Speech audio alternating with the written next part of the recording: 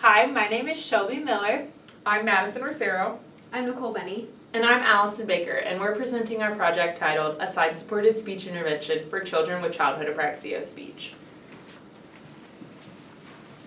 Childhood apraxia of speech, also known as apraxia or CAS, is a pediatric language disorder characterized by motor speech deficits resulting in low intelligibility. It is hypothesized that this causes language delays in children. OSLHA recommends intervention for CAS focus on increasing speech production and intelligibility, also using and implementing AAC or alternative augmentative communication. It has also been shown that manual sign interventions are beneficial for children with childhood apraxia of speech. A manual sign intervention is using American Sign Language in conjunction with verbal speech. So you would say, help as you sign, help. There have been few studies of AAC for the treatment of childhood apraxia of speech. They have all had mixed results and been a little unclear. So there are two primary goals to our study, and the first was to be able to describe the language characteristics of children with CAS that are enrolled in a school-based manual sign intervention program. And based on this, we hypothesized that participant language abilities would vary from average to very below average. Our second aim was to be able to assess the language growth of children with CAS that are enrolled in a school-based manual sign intervention program over an entire academic year. So based on this, we hypothesized that the bimodal intervention program would, the participants would demonstrate greater than expected growth on standardized measures of language abilities. So our setting was the only educational program that is designed to provide multisensory instruction specific to children with CAS. These children receive speech therapy in accordance with their IEPs as well. So these students are students of a deaf school, and they are integrated in classrooms with deaf and hard of hearing peers. And the teacher-to-student ratio in these classrooms is 1:6.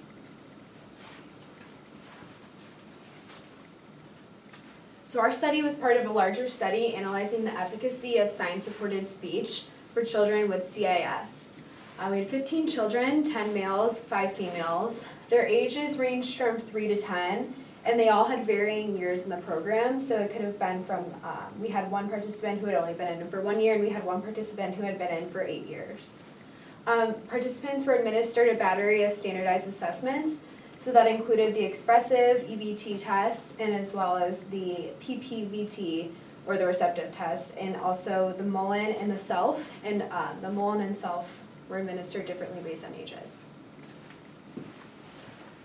So when we look at our results for AIM-1 to characterize the language abilities of children with CAS, we see that the 15 children organized themselves into 3 groups: average language skills, below average, and very below average.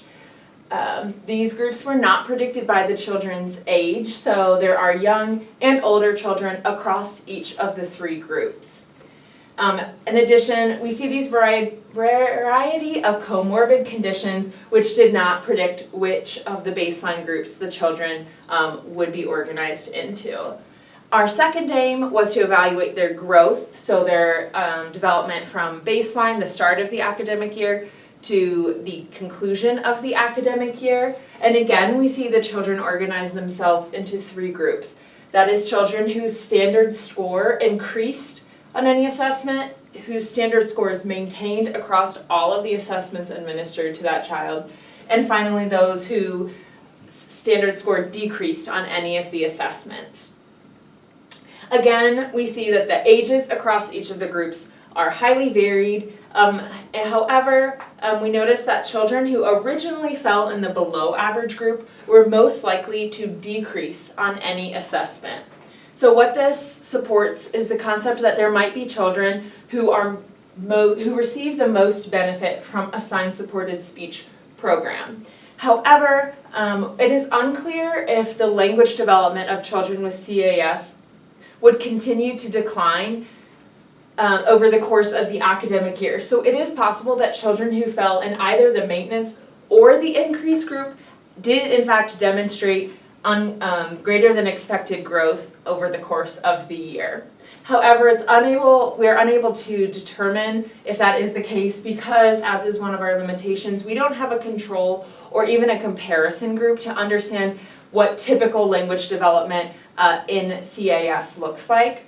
And additionally, we weren't able to control for the other speech therapies that the children are receiving. So the children do receive speech in accordance with their IEP. In addition, they might receive outside speech services as well. In the future, we hope to continue data collection on the study, including an additional follow-up time point, 1 calendar year after the initial baselines, as well as additional data analysis to see if there are factors of the child and the environment that may best predict benefit from a program such as the sign-supported speech intervention.